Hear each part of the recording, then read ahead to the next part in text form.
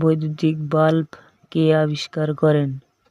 Option A Wilhelm Rontgen, option B Paul Villard, option C Alva Edison, option D Jacob Perkins.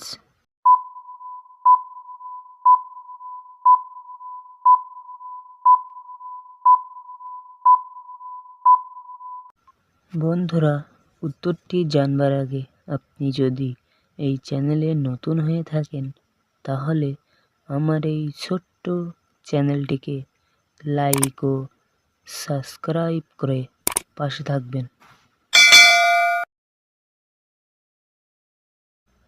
বন্ধুরা, এখানে সঠিক উত্তর হবে option C Alva Edison.